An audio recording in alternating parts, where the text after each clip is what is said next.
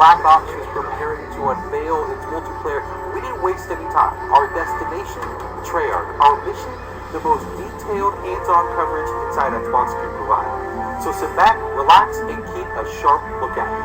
Every feature you hear about in this preview has never before been done in a Call of Duty game.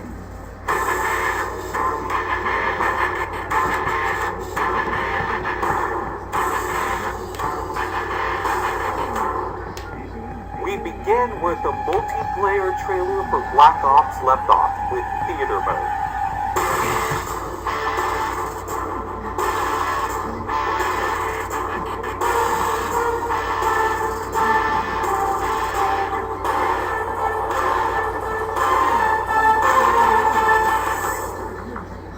Dan Bunting explains.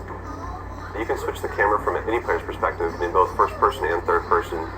You can detach the camera and go into free cam mode, which allows you to fly anywhere on the map, basically. It's really interesting when you pause the game and go into free cam, you just see all the particle effects just in there in full glory, just frozen in time, and it makes some really awesome footage.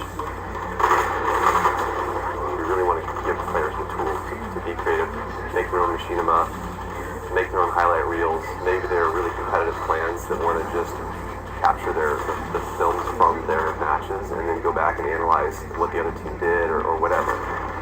Also, brand new to Call of Duty is Black Ops' new currency system. We put the currency system into Black Ops multiplayer principally because we felt like it'd be a very interesting way to engage with all the unlocks that you've been getting. So one of the things that's really fun about currency is instead of being specifically told at a specific level what you're going to get, we're unlocking features by level, but then once the feature is unlocked, you can purchase any component of that feature with the currency directly. Of course, when you got a little currency jingling in your virtual pockets, nothing feels better than putting it on the line against your fellow players. Say hello, everyone, to Wager Matches. When we were developing the Wager Match game modes, we went through a whole bunch of ideas to find the four that we were going to use to ship inside the game. And really, if it wasn't people screaming in joy and frustration when they were sitting around the office playing, it wasn't good enough to be a Wager Match. Wager Matches are all free-for-all modes, and they exist separately from the standard playlist.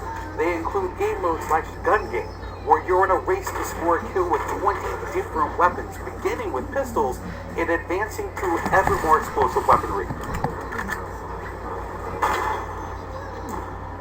It's extremely rewarding for us as a design team to put something up there that people are reacting to really well and it's slightly different than what they get. Everyone loves the core game, and you have to be very careful when you're finessing the core mechanics of the game. But Wager Matches let us kind of get our creativity flowing and do some things that you're not normally used to, and then spin them up in unique ways and combine things in ways that you haven't seen before that you never really thought of and that wouldn't be appropriate for the core game, but are completely appropriate for Wager Matches.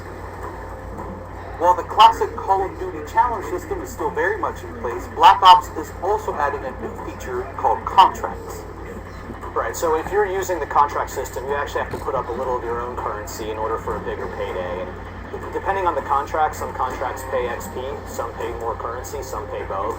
But they're all time limited, and it's game time limited, so you have to go to work to accomplish that contract within the time period in order to get paid. It's different from the challenges, in so much that the challenges some players like to use very aggressively, and they map out their path through the challenge system in order to maximize their XP gains, in order to level faster. And then a whole nother set of players uses the challenges sort of passively. They're there, when you get them they feel good, but contracts gives you a way to directly engage with the content inside the game. It says, hey, I'm an SMG guy, I want SMG based contracts, I'm going to chase my contract, and I'm going to get paid. And that's fun. Another focus for Black Ops is player customization, including things like unlockable face paint, unique perk-specific character models, and a whole lot of weapon customization.